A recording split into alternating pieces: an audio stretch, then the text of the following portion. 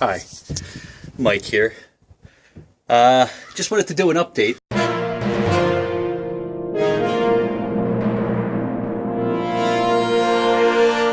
I'm on the third floor, the India room, or the attic, or Mike's office, whatever you want to call it.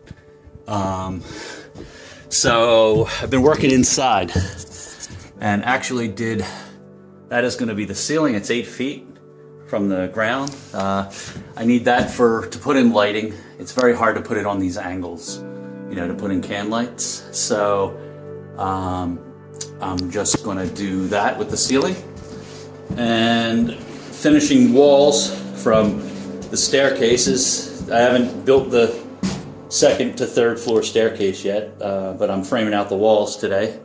That's one thing. Yesterday did you can see the ceiling height drops precipitously,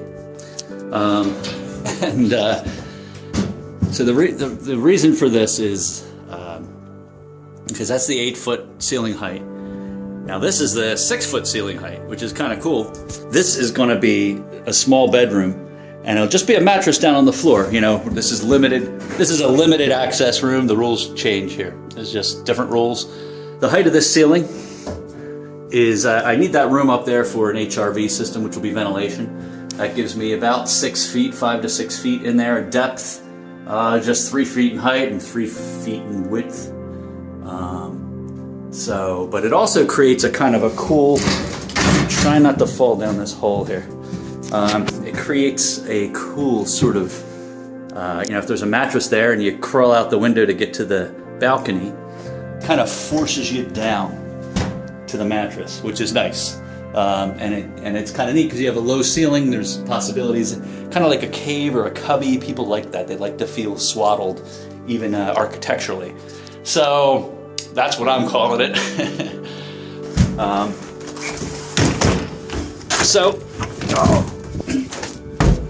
Yeah, the purpose of that is to you bring it down,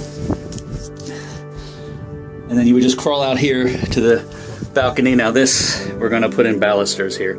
Just have the railing in, and then we'll put in the balusters, and it'll be child and dog safe, etc. So that's it. Yeah, you get your own little balcony. It's tiny. You have to crawl through a window, but that's fun. And so that's what's going on the third floor. I'm finishing really all the walls for the house, but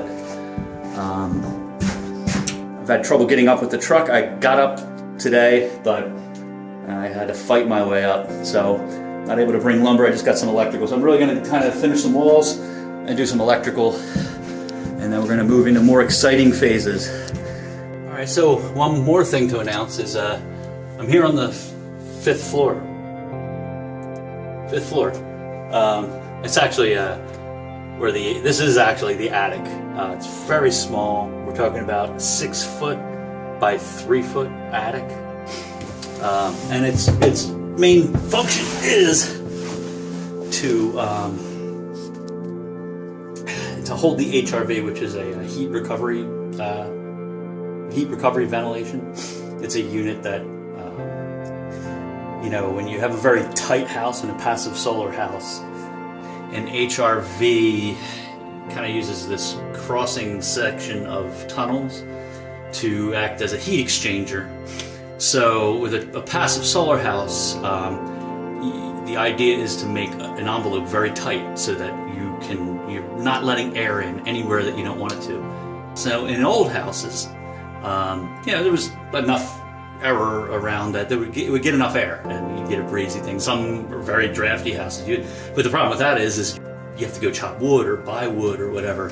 It's just wasteful energy. So you don't want to waste your family's money or energy, or, you know, damage the planet, of course. Within a tight house or a passive solar house, you still need that air, but you want to control the air. So even if, you know, if all the leaks in an old house add up to this much, you reduce that down to maybe this much, but now you're in control of all the leaks. Then what you can do is, you still need to exchange air in the house. You got to get rid of hot you know, used air, and chemicals build up, things build up, even just your breath, etc. You know, if you lived inside a complete plastic bag, you would die eventually because you'd run out of air. But then you have to bring in as much air as you exhaust. So an HRV will take that hot air from the house that's already heated, send it outside. So what you do is you exchange that hot air with the cool air coming in to replace it. You have that exchange. And so you can do that in this, you know, clever way of just making a bunch of membranes and having all the air, a whole bunch of surface area for heat exchange. That's what the HRV box does. So I have to build one, and it's going to sit up here on the 5th floor. The air that you're bringing in is being warmed by some of that energy that is going out of the house. You can get up to 80%, I think, 80, 90%. I mean, if you buy a commercial unit, you know, before you subtract the carbon footprint of manufacturing, shipping, and all that.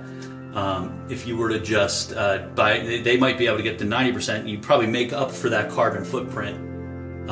I'd say probably within a few years, I'd assume, but that's just an assumption. So I'm just going to build one. You can build one yourself.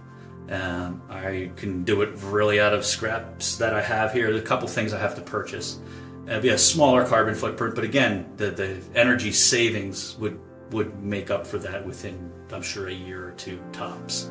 So that's the purpose up here. It's the HRV.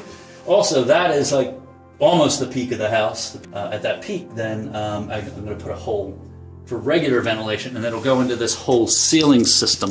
That whole thing, it'll shoot all the way down to the front end, the eastern end of the house. And so I can pump, you know, not only air up here in the ceiling, but I could also hang can lights from the, these are the ceiling joists, I guess, or ceiling, not rafters, yeah, they're joists. Okay, so done the 3rd floor. So that's this is the limited access room, or the India room, or Mike's office. Tight squeeze through here. It's not that tight, it's comfortable, but again, it's a limited access room. This is our last house. This is our forever home. I think that's a phrase. And but it's not built for the market economy. It is a house to specifically serve what we've learned in 40-some years. And especially in the last 10 years about, you know, number one, climate change. So it's a storm shelter. There's a lot of strength in it. A triangle is very strong. It's also built for our own comfort and for food. But really it's food and pleasure with your family, and wholesomeness. If there's, you know, I think there is such a thing still as wholesomeness. I think it's good. So that's what you get when you build your own home. You get to have one little space at least. It's not that little, I guess, but I think when kids stay here, they'll probably want to have this room once we have the safety balusters on, of course. Anyway, that's the update for now.